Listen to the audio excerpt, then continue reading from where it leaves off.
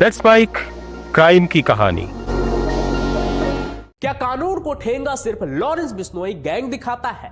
क्या international level पर अपराध सिर्फ दाऊद और उसकी डी कंपनी ही करती है? अगर हां, तो अमेरिकी एजेंसी हाथ धोकर सेकेंड रिचेस्ट इंडियन बिजनेसमैन के पीछे क्यों पड़ा है? 23 जनवरी 2026 शुक्रवार की वो सुबह। आमतौर पर लोग वीकेंड की प्लानिंग कर रहे होते हैं, लेकिन भारत के शेयर बाजार में एक कत्लेआम मच चुका था। अदानी ग्रुप के स्टॉक्स में भयंकर पिटाई हुई और 14% से ज्यादा की गिरावट भी देखने को मिली हमको।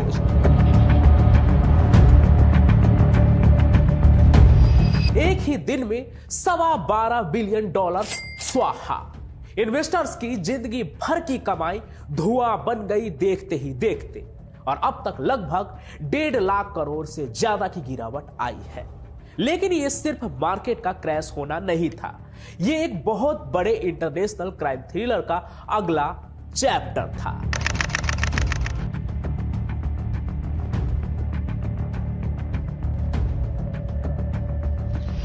अमेरिका ने भारत सरकार को बाईपास कर दिया और सीधे न्यूयॉर्क की अदालत से एक फरमान निकला, जिसमें लिखा था, गौतम अडानी अपना ईमेल चेक करो, तुम्हारा नाम का वारंट आया है।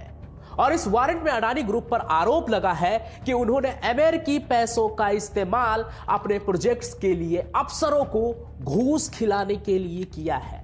लाख 2 लाख नहीं, करोड़ 2 करोड़ नहीं, यह पूरा मामला 2100 करोड़ का है। किसी माफिया सिंडिकेट से भी बड़ा एक व्हाइट कॉलर झोल। आखिर अमेरिका, जो इस वक्त दुनिया की सबसे बड़ी सुपर पावर है, भारत के सबसे बड़े बिजनेसमैन के पीछे हाथ धोकर क्यों पड़ी है? क्या यह वाकई भ्रष्टाचार की लड़ाई है या इसके पीछे कोई और गहरी जियोपॉलिटिकल साजिश है? हेलो दोस्तों, मैं हूं Pancham Prakash and welcome to the story of white collar dark business. आज की यह कहानी करोड़ों की घूस, सीक्रेट कोडवर्ड्स, FBI की रेड और 2 देशों के बीच छिड़ी एक ऐसी कानूनी जंग की है जो भारत की साख दांव पर लगा सकती है।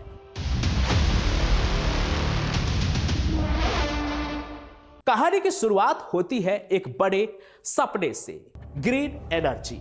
भारत ने 2011 में सेकी यानी solar energy corporation of India बनाई। मकसद था देश को कोयले से आजाद करना और सूरज की रोशनी से बिजली बनाना।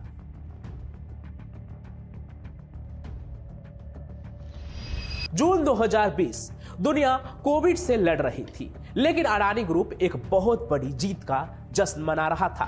अडानी ग्रीन और अजूर पावर को दुनिया का सबसे बड़ा सोलर कॉन्ट्रैक्ट मिला, 45,000 करोड़ का कॉन्ट्रैक्ट। मतलब अगले 20 सालों तक 16,000 करोड़ का मुनाफा पक्का था। लेकिन एक प्रॉब्लम थी, टेंडर तो सेंट्रल गवर्नमेंट ने दे दिया, लेकिन बिजली खरीदता कौन? इसे खरीदना था राज्यों की बिजली कंपनियों को, जिन्हें डिस्कॉम कहा जाता है। और आंध्र प्रदेश, ओडिशा जैसे राज्यों की ये कंपनियां पहले से घाटे में थी, डूबी हुई थी, और वो महंगी बिजली खरीदने को तैयार नहीं थी, जो कि अडानी ग्रुप उनको बेचना चाह रही थी। इसलिए जब सीधे रास्ते से काम नहीं बना, तो कहते हैं कि शुरू हुआ शॉर्टकट वाला खेल। फिर यहीं से घुसखोरी का भी वो गंदा खेल भी शुरू हो गया। अमेरिकी अधिकारियों का आरोप है कि अडानी ग्रुप के एग्जीक्यूटिव ने एक ब्राइबरी स्कीम यानी कि घुसखोरी का जाल बुना, और यह जालसाज कोई और नहीं, अडानी का बिल्कुल अपना था। यही एंट्री होती है सागर अडानी की, गौतम अडानी के भतीजे और अडानी ग्रुप के डायरेक्टर। आरोप है कि 2020 के आखिर में सागर अडानी ने राज्य के अधिकारियों को इंसेंटिव देने का प्लान बनाया। मतलब, आप हमसे बिजली खरीदने का एग्रीमेंट साइन करो, हम आपको माला माल कर देंगे। ओडिशा में 500 मेगावाट के सौदे के लिए लाखों डॉलर्स, और आंध्र प्रदेश, यहां तो खेल बहुत बड़ा था। 7,000 मेगावाट पावर एग्रीमेंट के लिए कहते हैं $200 मिलियन, यानी कि तकरीबन 1,000 करोड़ रुपए की घूस का वादा किया गया। अमेरिकी जांच एजेंसी का दावा है कि अगस्त 2021 में खुद गौतम अडानी ने आंध्र प्रदेश के तत्कालीन मुख्यमंत्री से इस सिलसिले में मुलाकात भी की थी। अब भारत में यह सिर्फ आरोप है, लेकिन अमेरिका के पास सबूत इतने गहरे हैं कि उन्होंने अपने यहां के कोर्ट में केस ही फाइल कर दिया सीधे सीधे। अब आप सोच रहे होंगे कि भाई भारत का प्रोजेक्ट है, भारत के नेता है, भारत की कंपनी है, तो इसे अमेरिका को मिर्ची क्यों लग रही है? वो वहां से केस क्यों फाइल कर रहा है? वो क्यों समन भेज रहा है? वो क्यों एक भारतीय बिजनेसमैन को डरा रहा है, धमका रहा है और गवर्नमेंट पर प्रेशर बना रहा है? यही अडानी ग्रुप से एक टेक्निकल गलती हो गई, जिसका खामियाजा अब शायद उन्हें भुगतना पड़ रहा है या भुगतना पड़ सकता है। अब देखिए, अडानी ग्रुप को प्रोजेक्ट तो मिल गया, लेकिन प्रोजेक्ट को चलाने के लिए पैसों की जरूरत थी, क्योंकि पैसों से ही पैसा बनता है। अडानी ग्रीन ने $750 मिलियन की फंडिंग उठाई। इसमें कहते हैं कि $175 मिलियन यानी कि करीब 1500 करोड़ रुपए अमेरिकी इन्वेस्टर से आए थे। अब अमेरिका का अपना एक कानून है, सुनकर आपको थोड़ा अच्छा भी लगेगा। नाम है FCPA यानी कि फॉरेन करप्ट प्रैक्टिस एक्ट। आसान भाषा में कहे तो अगर आप अमेरिका से ₹1 भी लेते हैं किसी काम के लिए, तो आप दुनिया के किसी भी कोने में घूस नहीं दे सकते हैं। उस काम को करवाने के लिए, जिस प्रोजेक्ट के लिए आपने वहां से पैसा उठाया है, उस पैसे का इस्तेमाल किसी भी काले धंधे में नहीं होना चाहिए, जिसके लिए आपने फंडिंग उठाई है। बकायदा अडानी ग्रुप ने लिखकर भी दिया कि हम बहुत ईमानदार हैं, हमने कोई घूस नहीं दी है, सब कुछ एकदम टकाटक, एकदम आप समझ लीजिए कि कानून के हिसाब से चल रहा है। लेकिन अमेरिका का कहना है कि यह झूठ था। उनके मुताबिक अडानी ग्रुप ने अमेरिकी इन्वेस्टर को धोखे में रखकर उनके पैसों से भारत में घूस खिलाई, और यही वो वायर फ्रॉड है, वो सिक्योरिटीज फ्रॉड है जिसने FBI को एक्टिव कर दिया। जैसे भारत में CBI है, वैसे ही अमेरिका का FBI, और वो एकदम अलर्ट पर आ गए। लेकिन आरोप अपनी जगह है और कोर्ट में केस अपनी जगह। अगर केस फाइल हुई है तो सबूत भी होंगे, पर सबूत है क्या? देखिए, कहानी में ट्विस्ट आता है 17 मार्च 2023 को, जब गौतम अडानी का भतीजा अमेरिका पहुंचता है। जैसे ही वो अमेरिका की जमीन पर कदम रखते हैं, एयरपोर्ट पर अमेरिकी एजेंसियां उन्हें घेर लेती है। उनके हाथ में एक सर्च वारंट था, जिसे दिखाकर वो सागर अडानी से उनका मोबाइल फोन छीन लेते हैं, जब्त कर लेते हैं। अब जरा सोचिए, उस फोन में क्या मिला होगा? अमेरिकन इन्वेस्टिगेटर्स का दावा है कि उस फोन में व्हाट्सएप मैसेज, एक्सेल सीट्स और कोड वर्ड्स का खजाना था। कहा जा रहा है कि ये कोड वर्ड्स घूस लेन देन के लिए इस्तेमाल किए जा रहे थे। वहां एक फाइल ऐसी भी मिली जिसमें डिटेल में लिखा था कि किस सरकारी अफसर को कितना घूस दी गई है। एक एंट्री तो यह भी बताती है कि 2.3 गीगावाट की पावर के लिए 30 लाख रुपए पर मेगावाट का रेट तय हुआ था। अमेरिका का यह भी दावा है कि उन्होंने अजूर पावर के एक्स एग्जीक्यूटिव रुपेश अग्रवाल की एक PPT और एक्सेल सीट भी ढूंढ निकाली। वहां घूस के पैसे को डेवलपमेंट फीस के नाम पर भी छुपाया जा रहा था। यह किसी बॉलीवुड फिल्म की स्क्रिप्ट जैसा लग रहा होगा, लेकिन यह सब न्यूयॉर्क की कोर्ट के रिकॉर्ड में दर्ज है। नवंबर 2024, ठीक यही न्यूयॉर्क की डिस्ट्रिक्ट कोर्ट ने एक बम फोड़ा। गौतम अडानी, सागर अडानी और विनीत जैन, जो कि अडानी ग्रीन के पूर्व MD थे, उनके खिलाफ अरेस्ट वारंट जारी कर दिया। आपको याद हो तो शेयर बाजार उस वक्त भी गिरा था, मार्केट क्रैश हुआ था, लेकिन फिर माहौल आगे चलकर शांत हो गया। क्यों? क्योंकि तब डोनाल्ड ट्रंप इलेक्शन जीत चुके थे। ट्रंप ने अपने कैंपेन में कहा था कि वो FCPA जैसे कानून को खत्म कर देंगे, क्योंकि इससे बिजनेस को तकलीफ होती है। इसके बाद अडानी ग्रुप और भारतीय इन्वेस्टर्स को लगा कि ट्रंप आ गए हैं, अब मामला रफा दफा हो जाएगा, जो भी पुराना चल रहा है।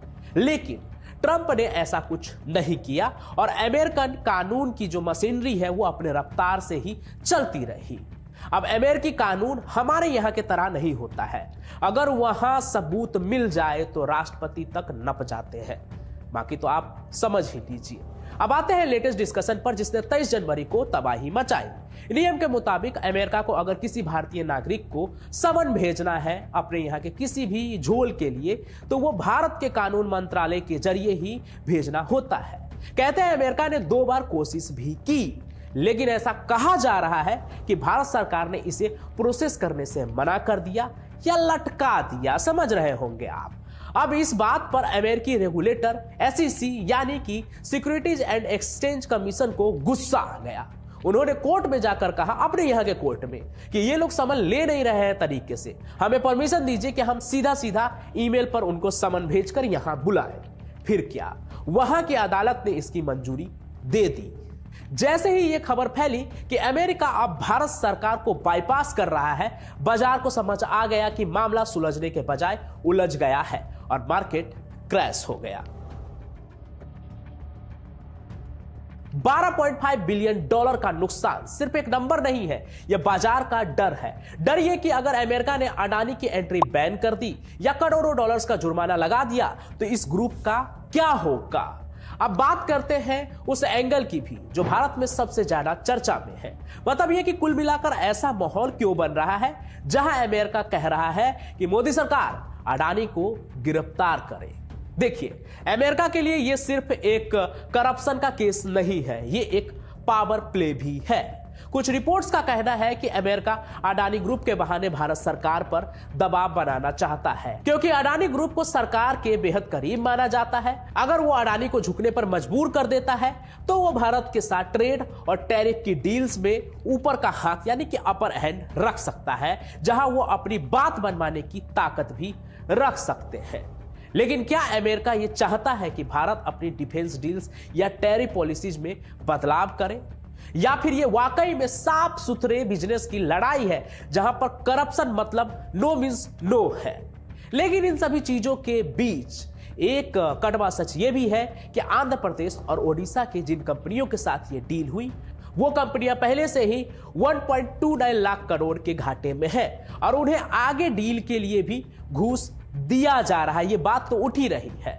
अब ये पैसा किसका है? टैक्स पेयर्स का, यानी हमारा और आपका, जो कमाई तो कमाई, 1 रुपये का शैंपू खरीदने पर भी पैसा देते हैं टैक्स का, चाहे वो बच्चे के लिए बिस्कुट हो या घर का कोई सामान, हर चीज पर टैक्स तो पे करते ही हैं और उन्हीं पैसों का गलत इस्तेमाल हो रहा है। आप ये समझिए कि अगर महंगी बिजली के सौदे घूस देकर हुए तो उसका बोझ आने वाले 20 सालों तक जनता की जेब पर ही पड़ेगा या नहीं? ठीक से सोचिए। बाकी अडानी ग्रुप पर अगर ये आरोप साबित हो गए तो क्या होगा, आइए वो भी आपको बताते हैं। अमेरिकी कानून के मुताबिक सिक्योरिटीज फ्रॉड हुआ तो 20 साल से 25 साल की सजा हर काउंट पर। ब्राइबरी कॉन्स्पिरेसी अगर साबित हो जाती है, जिसका वो आरोप लगा रहे हैं कि हमारे पैसों को घूस देने में इस्तेमाल किया गया, अगर ये प्रूव हुआ तो 5 साल की जेल और इन सभी चीजों के अलावा करोड़ों डॉलर का जुर्माना, जो कुल मिलाकर अडानी ग्रुप की कमर तोड़ सकता है। सिर्फ यही नहीं, अगर बात परमानेंट बात तक पहुंची तो गौतम अडानी और उनके पार्टनर्स को अमेरिका में कभी भी डायरेक्टर बनने या बिजनेस करने से हमेशा के लिए रोका भी जा सकता है। अब अंत में एक और बात, जब इतना कुछ हो रहा है तो अडानी ग्रुप क्या कह रही है? क्या उन्होंने यह आरोप स्वीकार कर लिया है या इस पर उनका क्या कहना है? अडानी ग्रुप ने इन सभी आरोपों को बेसलेस यानी कि बेबुनियाद बताया है। उनका कहना है कि कंपनी ने हमेशा से कानून का पालन किया है। वो कहते हैं कि जब तक दोष साबित ना हो वो निर्दोष है। अडानी ग्रीन आज भी तेजी से बढ़ रही है। उनकी सेल्स में मोर देन 30% का ग्रोथ है।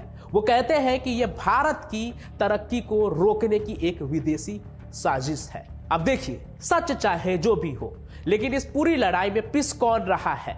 वो छोटा इन्वेस्टर जिसने अपनी बचत अडानी के स्टॉक्स में लगाई थी। यूं तो मुझे स्टॉक्स और इन्वेस्टमेंट के बारे में बहुत कुछ ज्यादा पता नहीं है, लेकिन बिजनेस से जुड़े तमाम क्राइम के एंगल को देखने के बाद एक चीज तो समझ में आई है मुझे भी कि बिजनेस चाहे कितना भी बड़ा हो, अगर मैनेजमेंट कंट्रोवर्सीज में फंस जाती है तो स्टेबिलिटी कभी नहीं आएगी और जो लोग उसमें अपना पैसा लगाते हैं या लगाने का सोच रहे हैं उनका भी नुकसान तो पक्का ही है। क्योंकि कभी हिंडनबर्ग, आज न्यूयॉर्क कोर्ट, तो कभी कोर्ट से समन, यह सिलसिला रुकने का नाम नहीं ले रहा है और अडानी ग्रुप का नाम इसमें बराबर आ रहा है पिछले कई सालों से।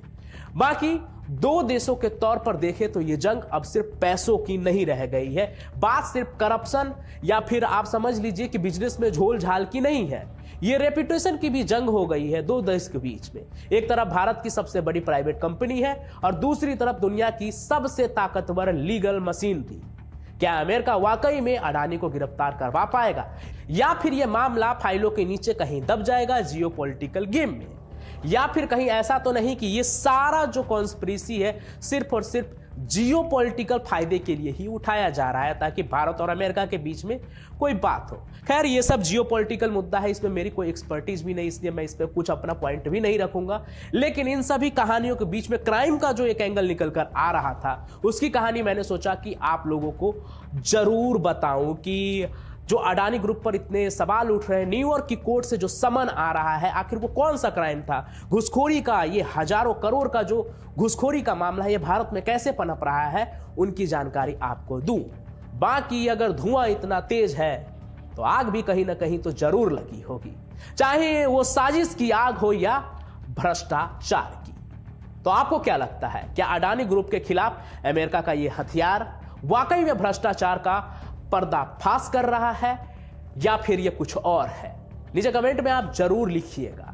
और साथ ही साथ ऐसे ही डीप इन्वेस्टिगेटिव रिपोर्ट अगर आप देखना चाहते हैं और भी किस किस टॉपिक पर, वो भी कमेंट कीजिए। चैनल को सब्सक्राइब भी जरूर कर लीजिए। बाकी मैं तो मिलता ही रहूंगा हर वीडियो में। और अगर आप मेरी ये बात सुन रहे हैं तो आप सभी का बहुत बहुत धन्यवाद। आप वीडियो को अंत तक देखते हैं, इसलिए आप कहाँ से हैं और आपका नाम क्या है वो भी कमेंट में जरूर लिखिए ताकि मुझे पता चले कि अंत तक मेरी कहानियों को देखने वाले वो लोग कौन है जो मेरी कहानियों को एकदम अंत तक देखते हैं।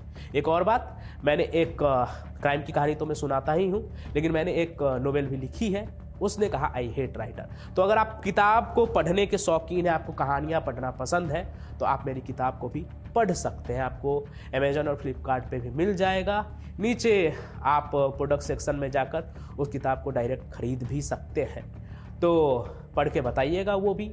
बाकी मैं पंचम प्रकाश अपनी कहानियों के साथ हाजिर होता रहूंगा। तब तक के लिए जय हिंद, जय भारत। आप सुन रहे थे let's mind more than radio.